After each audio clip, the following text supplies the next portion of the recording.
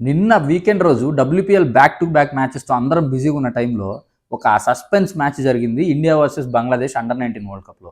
So ఈ match ఎవరు గెలిచారు, ఎలా గెలిచారు అనేది మాత్రం ఒక మంచి నెరేటివ్ స్టోరీ అయింది. దాని గురించి డిస్కస్ చేసుకుందాం. Let's get into the video. So జనరల్గా ఇండియా వర్సెస్ బంగ్లాదేశ్ అంటే మ్యాచెస్ కొంచెం టైట్గానే నడుస్తాయి. అది నార్మల్ ఇంటర్నేషనల్లో కానీ, అండర్-19లో కానీ ఎక్కడైనా. బికాస్ ఆ రైవలరీ కొంచెం ఉంది ఇండియా వర్సెస్ బంగ్లాదేశ్కి. పాకిస్తాన్తో మ్యాచ్లు అయినా వన్ సైడ్ అయితే ఏమో కానీ బంగ్లాదేశ్తో చాలా టైట్ మ్యాచెస్ నడుస్తాయి. అదేవిధంగా నిన్న అండర్-19 వరల్డ్ కప్లో ఒక వండర్ఫుల్ మ్యాచ్ అయితే జరిగింది. టాస్ గెలిచి ఫీల్డింగ్ తీసుకుంది బంగ్లాదేశ్ అండ్ ఇండియా 238 రన్స్కి ఆల్అవుట్ అయింది. అండ్ మన ఓపెనర్స్ ఆయుష్ మాత్రే, వైభవ్ సూర్యవంశీ వీళ్ళిద్దరి మీదే ఇండియా మెయిన్లీ డిపెండ్ అయిందనమాట. కానీ ఆయుష్ మాత్రే తొందరగా అవుట్ అవడం వల్ల సూర్యవంశీ ఒక మెచ్యూర్ ఇన్నింగ్స్ ఆడాడు. జనరల్గా ఆడే 180, 200 స్ట్రైక్ రేట్స్ కాకుండా కొంచెం 120, 130 స్ట్రైక్ రేట్లో 60+ స్కోర్ చేశాడు. సో ఆ తర్వాత మనకి వికెట్ కీపర్ అభిజ్ఞాన్ కుండు ఒక మంచి ఇన్నింగ్స్ ఆడాడు. అతను కూడా హాఫ్ సెంచరీ చేశాడు అండ్ డిఫరెంట్ ప్లేయర్స్తో మంచి పార్ట్నర్షిప్ బిల్డ్ చేశాడు.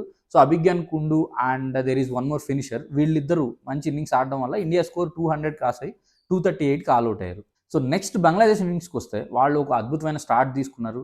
అరౌండ్ 18 ఓవర్స్కి 90 ఫర్ 2 ఉన్నింది వాళ్ళ స్కోరు. సో ఆ టైంలో వర్షం వచ్చి మ్యాచ్ ఆగిపోయింది. డిఎల్ఎస్ స్కోర్ ప్రకారం బంగ్లాదేశ్ ఆ టైంకి 20 రన్స్ లీడ్లో ఉంది డిఎల్ఎస్ స్కోర్ కంటే. సో ఇన్ కేస్ విన్ ప్రకటిస్తే బంగ్లాదేశ్ గెలిచేస్తుంది.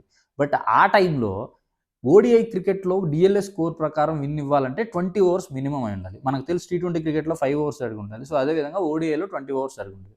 సో 18 ఓవర్స్ అయినాయి కాబట్టి ఇంకొక 2 ఓవర్స్ అయితే డిఎల్ఎస్ ప్రకారం విన్ ఇవ్వచ్చు అని చెప్పి వర్షం ఎప్పుడు ఆగిపోతే మ్యాచ్ రీస్టార్ట్ చేయాలని అందరూ వెయిట్ చేశారు. సో ఆ టైంలో కొంతసేపటికి వర్షం ఆగింది. మ్యాచ్ 49 ఓవర్స్ నుంచి 29 ఓవర్స్కి కుదిచ్చారు. 29 ఓవర్స్కి 165 టార్గెట్ ఇచ్చారు బంగ్లాదేశ్కి. ఈవెన్ 165 టార్గెట్ అయినప్పటికీ వాళ్ళకి బాల్ టు బాల్ ఉన్నింది అంతే. జస్ట్ ఒక 80 రన్స్ కొట్టాల్సి ఉన్నింది నియర్లీ. అండ్ వాళ్ళ చేతిలో 8 వికెట్స్ కూడా ఉన్నాయి. సో మ్యాచ్ చాలా ఈజీ బంగ్లాదేశ్కి. అండ్ ఇద్దరు సెటిల్డ్ బ్యాటర్స్ ఉన్నారు ఆల్రెడీ క్రీజ్లో. ఈ టైంలో ఇంకొక 2 ఓవర్స్ 20 ఓవర్స్ జరిగిన తర్వాత వాళ్ళు 100 క్రాస్ అయ్యారు. మళ్ళీ వర్షం స్టార్ట్ అయింది. సో 20 ఓవర్స్ అయింది కాబట్టి డిఎల్ఎస్ స్కోర్ ప్రకారం బంగ్లాదేశ్ ఆల్రెడీ 15-20 రన్స్ లీడ్లో ఉన్నారు. మ్యాచ్ గెలిచేస్తారేమో అని ఒక టెన్షన్ ఉండింది గ్రౌండ్లో ఉన్న ప్లేయర్స్కి. బట్ ఆ టైంలో మనకేదో లక్ పాయింట్ కలిసి వచ్చి వర్షం స్లోగా తగ్గిపోయింది అండ్ మ్యాచ్ కంటిన్యూ అయింది. అప్పుడు వచ్చాడు మన bowler Vihan Malhotra.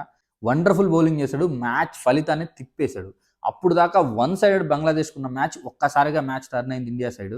Back to back wickets తీశారు. ఒక సైడ్ విహాన్ మల్హోత్రా, ఒక side different bowlers Deepender Singh and then other spinner చాలా బాగా బౌలింగ్ చేస్తూ బ్యాక్ టు బ్యాక్ వికెట్స్ తీశారు. బంగ్లాదేశ్ మీద ప్రెషర్ పెట్టారు. ఎప్పుడైతే ప్రెషర్ పడిందో బంగ్లాదేశ్ ప్లేయర్స్ ఆ ప్రెషర్ని తట్టుకొని ఆడలేక ఫుల్ టాస్ బాల్స్ ఎక్కువ క్యాచ్ ఇచ్చారు అండ్ అనవసరంగా 2 రన్అట్స్ అయ్యారు. సో ఈ విధంగా మ్యాచ్ ఈజీగా గెలవాల్సిందని ఇండియా చేతిలో పెట్టారు తీసుకొచ్చి. అండ్ లాస్ట్ క్యాచ్ అయితే ఒక అద్భుతమైన క్యాచ్ విహాన్ మల్హోత్రాని పట్టుకున్నాడు 10th వికెట్. సో ఈ విధంగా ఒక ట్విస్ట్ అండ్ టర్న్ ఉండే మ్యాచ్ అయితే అండర్-19 వరల్డ్ కప్లో జరిగింది. మీరు ఒకవేళ దాన్ని మిస్ అయి ఉంటే ఖచ్చితంగా హాట్‌స్టార్‌లో అట్లీస్ట్ హైలైట్స్ అయినా చూడండి. రియల్లీ ఒక వండర్ఫుల్ మ్యాచ్. ఇలాంటి match international India versus Bangladesh జరుగుంటే మాత్రం బీభత్సంగా ఉండేది ఈరోజు న్యూస్లో. సో ఖచ్చితంగా ఫ్యూచర్ స్టార్స్ అయితే మనకు కొంచెం స్ట్రాంగ్గానే ఉన్నారు. ఆ బంగ్లాదేశ్ ఇండియా రైవలరీ మెయింటైన్ చేస్తూ వస్తున్నారు అండర్-19లో కూడా. ఎందుకు ఈ రైవలరీ అంటే ఒక చిన్న పాయింట్ చెప్పాలి. Few years back India versus Bangladesh under-19 world cup finals ఆడినప్పుడు ఇండియా ఓడిపోతుంది, బంగ్లాదేశ్ గెలుస్తుంది. అప్పుడు బంగ్లాదేశ్ వాళ్ళు చేసిన కొంచెం ఓవర్ యాక్షన్, ఇండియాకి బంగ్లాదేశ్కి అయిన గొడవ గ్రౌండ్లోనే. సో అప్పటి నుంచి రైవలరీ కొంచెం ఎక్కువైంది. బంగ్లాదేశ్తో మ్యాచ్ అంటేనే కొంచెం ఫైరీగా ఉంటుంది పాకిస్తాన్ కంటే కూడా. నిన్న మీరు హైలైట్స్లో కూడా చూడొచ్చు బంగ్లాదేశ్ బౌలర్స్ కానీ ఇండియన్ ప్లేయర్స్ కానీ ఎంత కసిగా ఉన్నారో మ్యాచ్ ఆడేటప్పుడు అనేది.